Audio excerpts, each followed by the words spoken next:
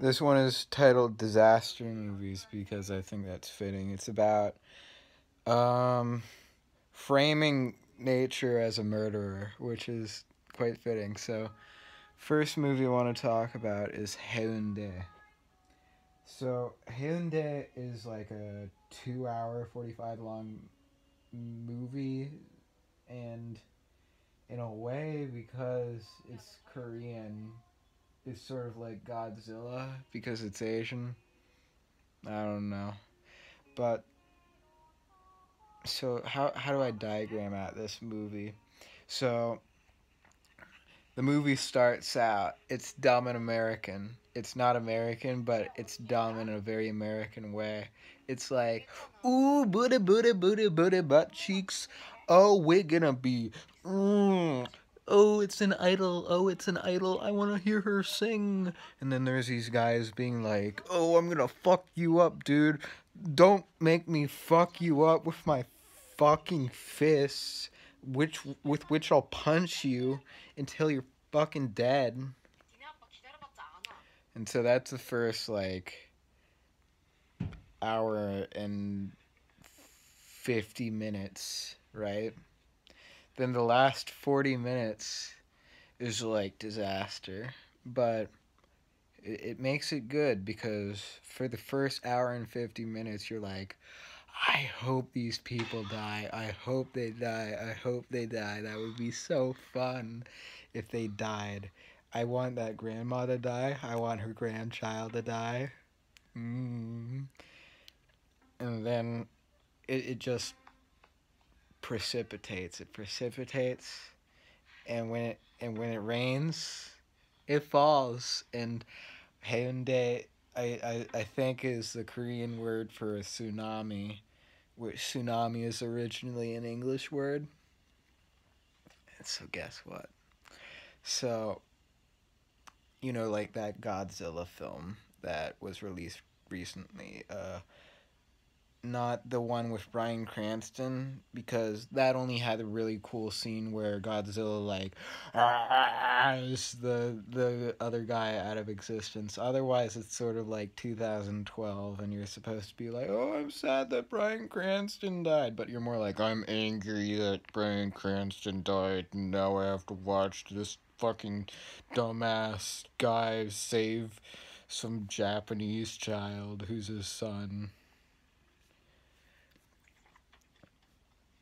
Not that Godzilla, but the newest Godzilla, which the newest Godzilla actually gives this coherent thought process to it, which Beatrix Trial of the Golden Witch has compared to both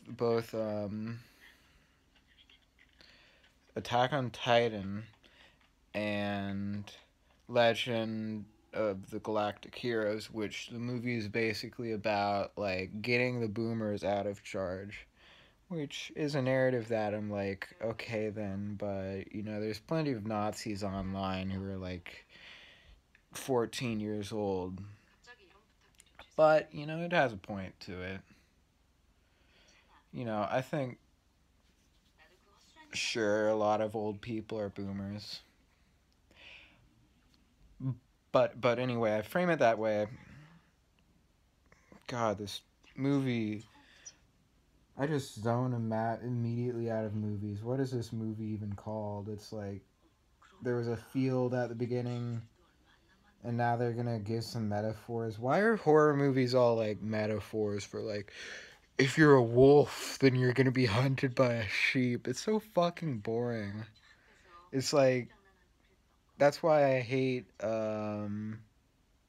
or just kind of snoozed off at um the witch, this what was that movie called? The really popular found footage movie from the 90s. Um, but I found that boring because it's just about what if you empathized with the characters, but it's like what if I was fearful of my life besides empathizing with like retarded acting characters. I don't know. Otherwise, I don't have any motivation to be like, oh, I'm scared because I'm just like, I wouldn't do that. I wouldn't. And also, like, these monsters are not well defined. You need to well define your monster at least enough. And that's why I find horror overrated. But anyway, so let's get back to the serial killer horror of natural disasters, which, so Godzilla, compared to this movie, Haeundae, is just like very immaculate, and it's like we're trying to defend against this Godzilla and we're using science or something, which that's another discussion. I think this actually works as a broad like movie review thing because I don't really find like the science in movies to be that fascinating because it's like how much science can you really like dole out in a show? That's why like Doctor Stone is good, the anime, because they might sort of say, "Oh, we're doing this," but they kind of like tell entire 24-minute episodes about it. Or at least it would have to be like each part of a movie about science would have to be minimum 6 minutes and say you do five different things, which makes it 30 minutes of a movie, which is too much for people because that's not really pop viable. And it's also hard to actually show the scientific process in a coherent sense, or to think of how you might be like dot dot dot, and then boom, that's why it's in the movie. That's why the character felt the need to use science. Dr. Stone remediates this by being totally pre and post scientific because it's in the stone world. So back to Haeundae, which the feeling is something different from science and it's so good for us. The feeling is these people should all die, which to play my armchair regionalism for South Korea. So this movie particularly is placed in southeast South Korea in the Gyeonggi region or county or whatever it's called. Well, not in Gyeonggi County, but in Busan, which is the same sort of culture. And so, how you have South Korea is basically Seoul and the surrounding region are like more center. Uh, the southeast with Gyeonggi is more right wing, and the southwest with like Jam.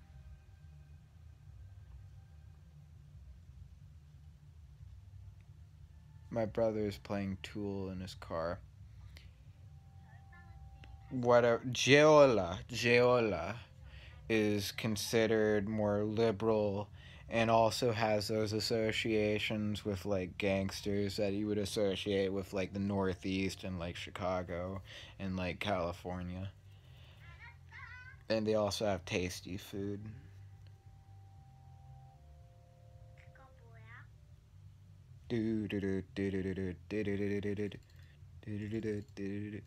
Black and white are on our sea, red and yellow. It's a good song he's playing. But anyway, so this leads me to assume that with Haeundae, and this is an important thing for movies, and I think people too often, too fast, are like, I want a likable characters. I want likable characters. Which in the end I want too, because I think it there's more enjoyment, there's more bang from your buck with enjoyable characters than there is for unenjoyable characters. The sweet spot for me is like characters that you kind of hate to love, like characters in black comedies who are just like lovable assholes. Who doesn't like those? And that's why our country is shit. I'm gesturing right now. I'm gesturing like an Italian. Oh, but really, there's no straightforward, oh, this is moral and they make moral decisions, and this is immoral and they make immoral decisions all across the board. It's really a melange. It's really a fucking mess. And there's sort of like uh, systematic privilege and systematic oppression. And like, you can't in the end be like, oh, I like this guy, I don't like this guy. So that's my whole like argument with that, is that sure, you can apply that to like individual people, individual characters, and it's like completely understandable because like your development as a person at the end of the day, you're sort of like, oh, I want to have good parents, otherwise I'm gonna like fuck up my whole life. Or like I want to look at my influences as good rather than bad. Otherwise, I'll have to find good influences to act good so I don't get, I don't know, like extricated from my social milieu. Which I've always, I don't know, I've never gotten that. Like, but I guess that comes with its own struggles because. So, historically, I've been sort of felt like, you know, when you feel bad, but you don't want to like say, "Oh, I feel bad." It's sort of like that, where it's like, I don't want to be assumed to be like good or bad. I don't know. It's a complex thing. You can tell with how like people act. I don't know what you can tell, but it's just a thing where you can kind of doubt yourself, I guess, basically, is what I'm saying. And I'm prone to doubt myself.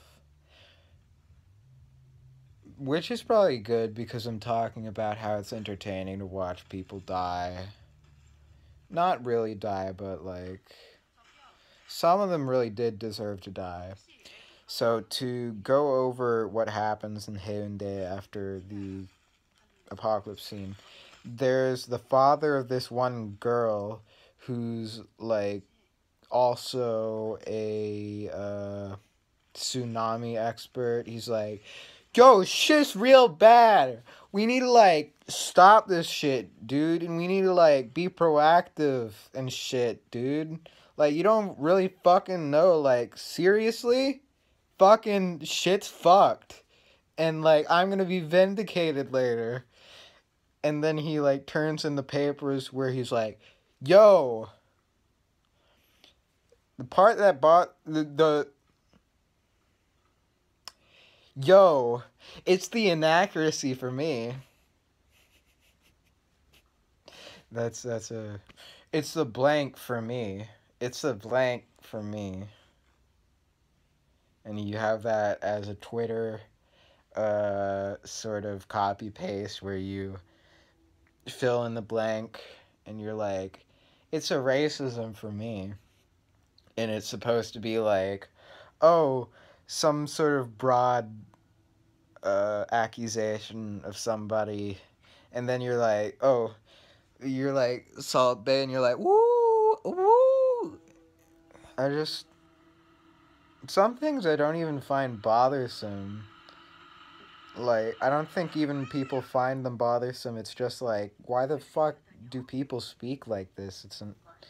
It's bizarre. And so you can sort of detect a tone to somebody's voice, and you don't really disagree inherently with like their tone. It's just that they have that tone in the first place, and you're just not interested in that at the moment. Or like, you'd have to have the same indignance that they have. I don't know. Black girl doing this meme. Wait, is that digital blackface? That's a good debate. Um,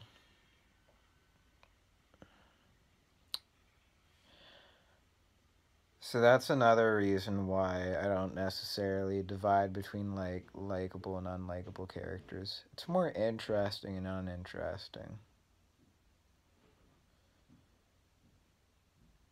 Hmm. The wheels in my head are sort of spinning. I think I'll have more to talk about, but I'm just gonna end off by giving a humorous account of what happens in Haeundae, and I'll also mention a few other movies, zombie movies, of course. That's basically it. So in Haeundae, it starts off and the flood's happening, and the people on the beach are like, "Oh the fuck, we gotta fucking get out." And then that happens over the span of like 16 minutes. And the end of that scene, after you intersperse it with like other people doing other things, is like this father and his daughter is getting trampled, and he's like, "Oh shit, no, I gotta get my daughter not to be trampled." Then they supposedly are just completely brained by the wave. If for nothing else, like, I found the wave really was my favorite character in the movie because it killed all of them. And then so there's these two people who I thought were like uncle and niece for a lot of the movie, so I found it weird that they had a romantic attachment, but I assume it was something more like he's the brother of one of her childhood friends, I forget, and so they run inland and they survive by going up on these electrical posts right before being electrified by stuff falling in the water. I, what I was most entertained by in the movie was just thinking, what would I do? What would I do if there was a tsunami? If there was a tsunami, what would I do? And as shit a movie as you could make, if you're like sort of engaging my brain, I don't care. Just engage my brain. I don't pay attention to metaphors. I don't care. I don't care. I pay attention to like what the people in the movie are experiencing for real. I guess in that way I'm sort of a literalist because I don't know, I'm not an attentive viewer. Like I've never been attentive in my memory. That's why it's hard. Like my reviews come out and they're just like, "Yeah, it's good. Yeah, it's bad." Because it's just like a melange. That's a really good word. A solange of like perception right after I watch the movie. It's like I just woke up from a dream basically. And so if you can sort of just like engage me emotionally as if I were like there, that's what I value from a movie basically. I don't value like subtlety. Sometimes you can be engaged in a movie without feeling that you're there. Sometimes it can be like, yeah, this happens to people, and this is relevant to how I act in real life instead of like escapism or whatever. But that's a conversation for another video. So, anyway, they run away, they go on a telephone uh, beam, and then the one guy who's a romantic interest of the girl, he falls off and they're like, "Oh no." Then he's caught by this old man, but then the old man gets hit by this sort of like, I don't know, maybe it's like a hotel attendant sort of thing that he delivers towels with. But he's dead. The old man is dead, so that's good. Um, Everybody, of course, also died. Some woman in a car died. Good. Just like massive death, I kind of like. If it's done right, because it's like, if you're just like goring people indiscriminately, or if it's like horrific, then that's something else. The one thing that is extremely horrific is, I forget what it's called, but the movie about the shooting in Quebec, that has like a fucking punch to it. It's terrifying how, um who was it? Denis Villeneuve filmed it, and it's a black and white movie from the 90s.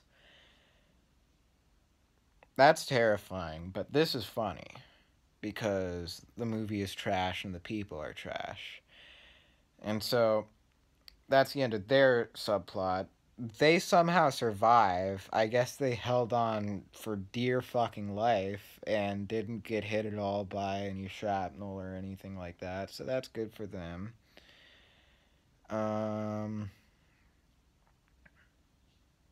I found it weird. One thing that happened, which is that I had the impression that the guy falling into the water didn't want to be shocked, like at first, so he was like climbing real fast. But then, like later, when he falls into the water and he's holding on to the girl, she's like, "Don't worry, I have you. As long as you're holding on to me, you won't. You're okay." So I was assuming like, oh, so she's attached to metal, so that's like ground, right? I don't know. Is that is that science? I don't fucking know science. I've read so much science, but I don't know science because science is not well, like you have to like, you have to slice and dice. You have to trial and error things to be able to really know it. You have to lay out first principles a lot of times, like Darren Aronofsky's Pi. First principles. I want to be fucked by a man. That's such dumb humor. Why do I have such dumb humor? Um yeah, so anyway, a lot of people die and it's funny. Um there's this guy who is driving a child and a grandma out, but then he's driving across a bridge when well, this is before they know the tsunami is a thing. Or wait.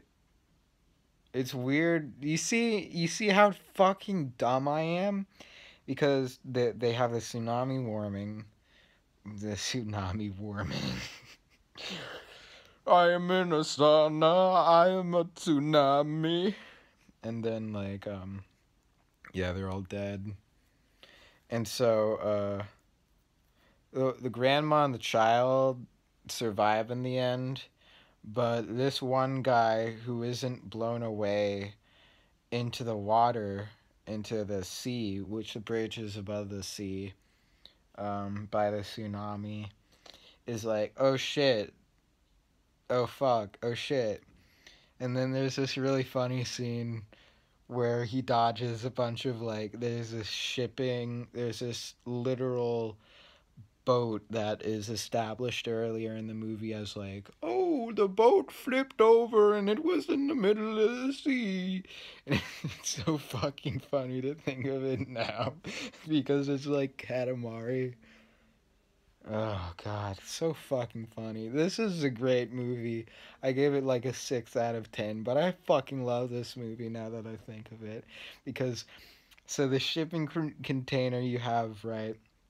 And then there's a bunch of stuff that falls out, and he's just Tom and Jerrying around it, and he's like, ooh, run, run, run, run, run. Ooh, that falls and it kills that other person. There's this beam that breaks and it lashes at him and he rolls out of the way, but it kills another person. It's just so fucking dumb looking.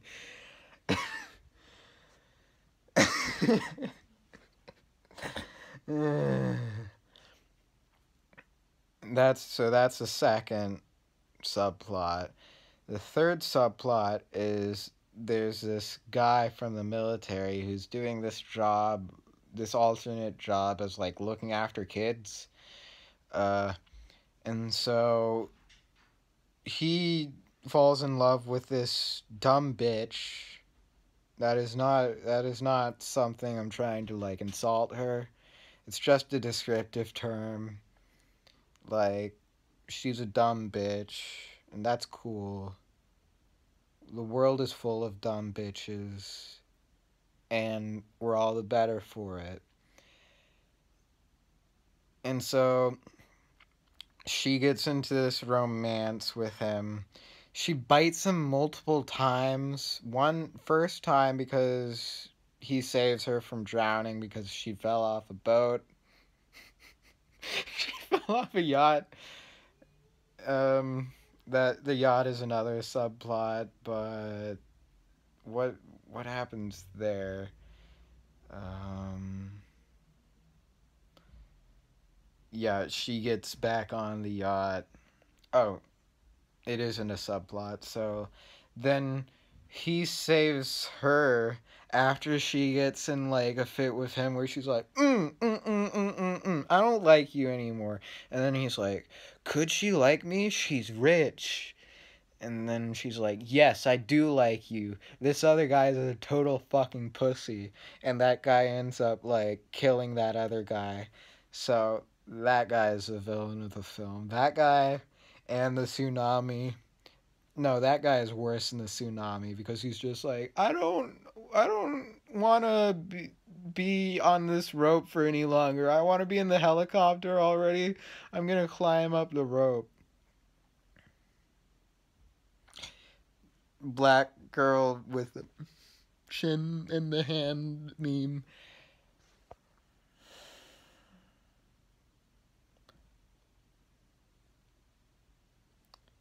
Black girl magic. There's no black people in this movie. If you were afraid, it's okay. There's no black people in this movie. It's all Koreans. Okay, there's one white person, and he's a really bad actor. Really shit. Really shit. You know, he's. What are you doing here? Get out of this station right now. That's that sort of white actor in a Korean movie where it's like, I'm speaking to a Korean person, so I should be speaking like this. I don't know, is that right? Do you have to speak like that? I mean, especially in a movie. God. It just adds to how good the movie is, though. Sometimes that can take away from a movie if the white people aren't good at acting in a Korean movie. So yeah, he dies trying to save her, and she's like, "Give this." He's like, "Give this watch to her." Then the fourth subplot is you have the dad who's the tsunami expert, and he's like, "We've been getting some tsunamis here. I think he's bathing. This isn't actually a scene in the movie. I think. Oh shit! Oh shit! This is my last day on the job. Maybe in order to avoid a tsunami, we should try and swim." Um. So at first I thought he was a pedophile because he just showed up to help the daughter who the military guy was looking after, who had been lost.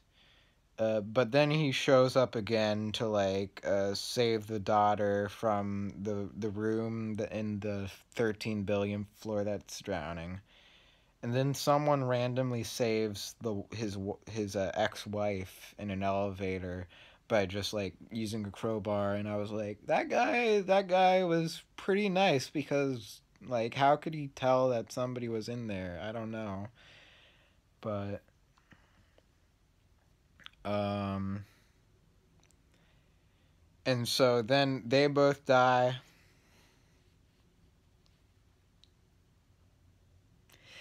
And their daughter survives, and I'm like, wow, I wonder how many people died, because Busan has a lot of people. I think it has like 2-3 million people. It's called disaster porn for a reason. This is Bill O'Reilly out.